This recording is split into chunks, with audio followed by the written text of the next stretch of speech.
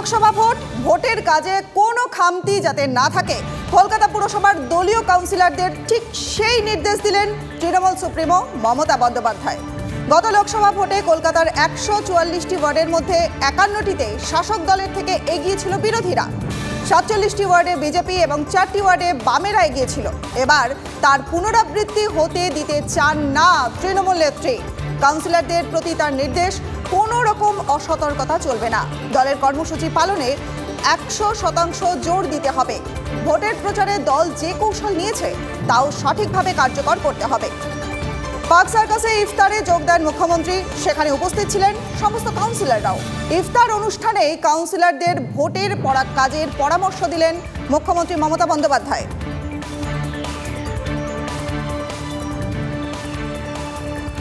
দুয়ারে লোকসভা ভোট আর লোকসভা ভোটে সাংসদদের পাশাপাশি এবার কাউন্সিলরদের বাড়তি নজর দেওয়ার কাজ সঁপলেন তৃণমূল নেত্রী মমতা বন্দ্যোপাধ্যায়। তিনি বলে দিলেন, কোনো ওয়ার্ডে কোথাও কোনো বিরোধীরা যেন লিড নিতে না পারে। মানে দীপ দেখো, এখানে ওয়ার্ড ভিত্তিক, একেবারে ওয়ার্ড ভিত্তিক সমীক্ষা যেটা বলে সেরকম ধরনের সমীক্ষা করে তৃণমূল কংগ্রেস একেবারে নামতে চাইছে এবং কোনোভাবে যাতে যে ওয়ার্ডে খামতি রয়েছে সেই খামতিগুলোও যেন এই ভোটের ক্ষেত্রে না হয়, সেই খামতিগুলো পূরণের কথাই কিন্তু বলছেন তৃণমূল সুপ্রিমো। একেবারে তৃণমূল স্তর থেকে মানুষের কাছে পৌঁছে যেতে হবে। কোনো ওয়ার্ডে বাসিন্দাদের মধ্যে যদি কোনো ক্ষোভ থাকে সেই ক্ষোভে প্রলেপ দিতে হবে। আমার সহকর্মী সায়ন্ত এই বিষয়ে আরো বিস্তারিত জানাবে। সায়ন্ত, দেখো দীপ, যেটা মূলত মুখ্যমন্ত্রী মমতা বন্দ্যোপাধ্যায় একটা বিষয় পরিষ্কার করে দিয়েছেন যে কাউন্সিলরদের ওয়ার্ডকে সর্বাধিক গুরুত্ব দিতে হবে। অর্থাৎ ওয়ার্ডে যদি কাউন্সিলররা নিজেদের মতো করে কাজ করতে পারে এবং কাজের ক্ষেত্রে যে কোনো উন্নয়নমূলক কাজ তাকে যদি বাড়তি গুরুত্ব দিয়ে করেন তাহলে কিন্তু তার প্রভাব পড়বে লোকসভা নির্বাচনে সাংসদ জেতার ক্ষেত্রে, নিজেদের দলে যিনি মনোনীত প্রার্থী তাকে জিতিয়ে আনার ব্যাপারে। গত লোকসভা নির্বাচনে যেখানে ৫১টি ওয়ার্ডে পিছিয়ে ছিল শাসক দল, তার পুনরাবৃত্তি কোনোভাবেই তৃণমূল নেতৃত্ব চাইছে না। সেই কারণে সেই বিষয়টিকে মাথায় রেখে গতকাল মুখ্যমন্ত্রী মমতা বন্দ্যোপাধ্যায়ের সঙ্গে যখন কাউন্সিলররা ইফতার মঞ্চে, পার্ক সার্কাস ইফতার মঞ্চে দেখা করতে আসেন, তখন কিন্তু মমতা বন্দ্যোপাধ্যায় জনে জনে জিজ্ঞাসা করেছেন তার ওয়ার্ডের অবস্থা কি, ওয়ার্ডগুলোতে ঠিকমতো কাজ হচ্ছে কিনা, নজর রাখতে হবে, কোন রকম খামতি রাখা যাবে না। অর্থাৎ তিনি একটা বিষয় পরিষ্কার করেছেন যে কাউন্সিলরদের ভূমিকা সর্বাধিক কলকাতার ক্ষেত্রে লোকসভা নির্বাচনে। কাউন্সিলররা যদি নিজ ওয়ার্ডে ঠিকমতো কাজ করে তাহলে কিন্তু সজল ঘোষ আমাদের সঙ্গে রয়েছেন। সজল বাবু, আমি মঞ্জিরা কথা বলছি স্টুডিও থেকে।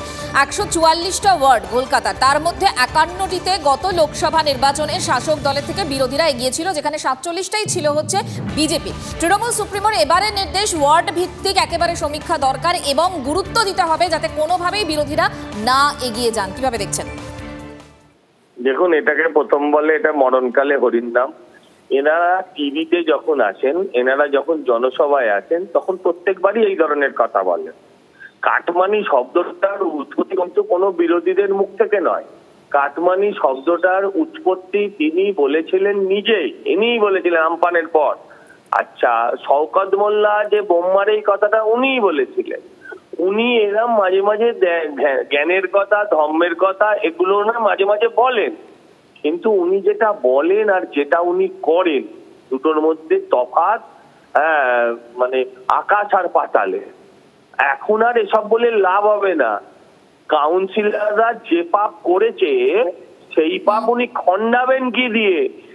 একটা কাউন্সিলর কয়েকশো কোটি টাকার মালিক। আপনি লিখে রাখুন, এই কিছুদিনের মধ্যে, আজ না হলে কাল, কাল না হলে পরশু। এটা যেরকম একটা দিক, একই সঙ্গে উন্নয়নমূলক প্রকল্পগুলোও কিন্তু শাসক দল বারবার করে সামনে রাখছে। হ্যাঁ, ওইটাই ওদের আছে। মায়েদের সামনে ১০০০ টাকার, এখন ৫০০ ছিল, ভোটের আগে ১০০০ করে, ওইটা দিয়ে আপনার ইমান, ধর্ম, আপনার জাত, মান, সম্মান, মায়েদের ইজ্জত সব কেটেছে। বাড়ির ছেলেকে একটা ১৫,০০০ টাকার চাকরি দিক, বেশি দিতে হবে না, তাহলেই হবে। সে আর লক্ষ্মী ভান্ডার নেবে না, তাকে সেটা দিয়ে লক্ষ্মী ভান্ডারে।